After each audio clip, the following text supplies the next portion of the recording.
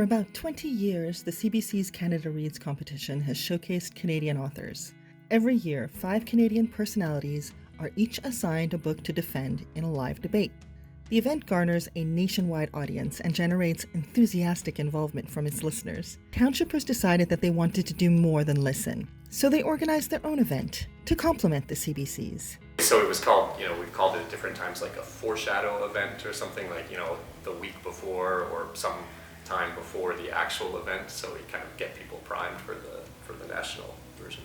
It was at the library until 3 or 4 years ago, so here at the library, the maximum number of people we can have is 40, and even that is packed. The first one I was part of was the spring of 2019, and that was the first year that we moved it to the Amédée Baudouin Community Hall because we had seen the year before that we were reaching our maximum for the number of audience participants at the library. Yes, just in the last few years it's become a sort of bigger operation, which has been fun. I've really enjoyed that. Christian Collins is the library coordinator at the Lennoxville Library, which has hosted Lennoxville Reads since its inception. This year, with the help of Judy Keenan and other volunteers, he confronted the challenge of holding this event virtually. The technical aspect wasn't so challenging, but the real challenge was knowing whether you would still speak to people as an event, whether we would reach people.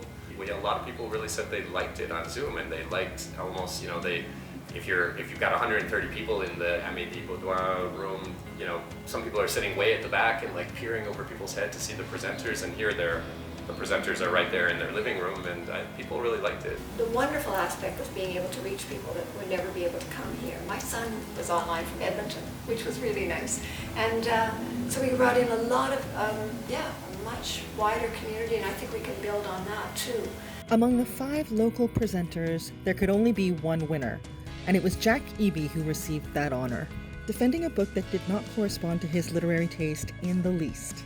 The book is Johnny Appleseed by Joshua Whitehead, a self-defined indigiqueer author, and it's about a young, gay, indigenous, cyber sex worker and Indian glitter princess and his life on the Peguis First Nation and in a rough part of Winnipeg. So, not like Jane Austen. And most of the people that are going to be at Lennoxville Reads are going to be kind of like me, right? We're not in the heart of Indigenous territory, and we're sort of all ordinary folks. And I thought, well, I've got to speak to people like that to say, I'm like you, right? This is not the first book I pick up, but I'm really glad I did.